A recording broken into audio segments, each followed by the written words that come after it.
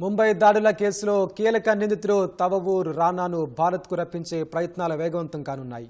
America నిఘా విభాగాధిపతి తులసి గబ్బార్డ్తో ప్రధాని నరేంద్ర మోదీ సమావేశం నేపథ్యంలో ఈ మేరకు అంచనాలు పెరిగాయి.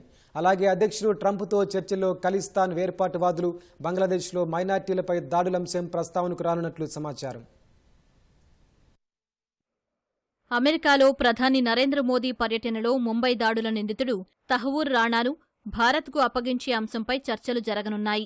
2008 నవంబర్ 26న ముంబైలో ముష్కరులు సృష్టించిన మారణ హోమంలో 174 మంది ప్రాణాలు కోల్పోయారు. ఈ దాడులకు సంబంధించి ముష్కరులకు సహకరించిన పాకిస్తాన్ సంతతి కెనడా వ్యాపారవేత్త తహవూర్ రానాను తమకు అప్పగించాలని భారత్ ఎప్పటినుంచో కోరుతోంది.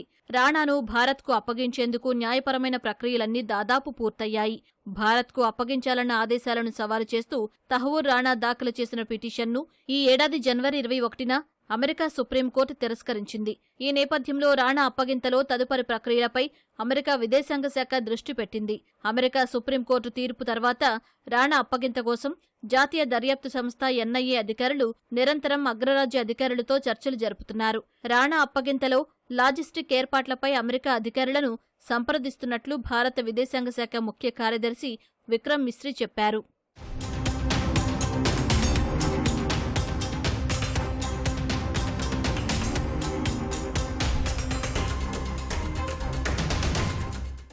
రానా అప్పగింతపై ట్రంప్ అధికార యంత్రాంగంతో మోదీ చర్చించనున్నట్లు తెలుస్తోంది.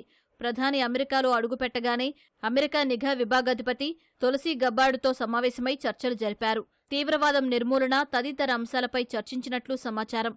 రానా అప్పగింత తదుపరి ప్రక్రియను తులసి గబ్బార్డ్ వేగవంతం చేస్తారని తెలుస్తోంది. త్వరలోనే భారత్కు అనుకూలంగా నిర్ణయం వెలువడుతుందని సమాచారం. అమెరికా అధ్యక్షుడు డొనాల్డ్ ట్రంప్తో పాటు department of government efficiency DOGE అధిపతి ఎలాన్ మస్క్తోనూ మోదీ చర్చలు జరపనున్నారు.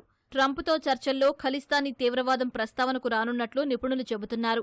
ఇదే సమయంలో బంగ్లాదేశ్లో మైనారిటీలుగా ఉన్న హిందువులపై ఇటీవల జరుగుతున్న దాడులను సైతం ట్రంప్ దృష్టికి తెచ్చే అవకాశముంది.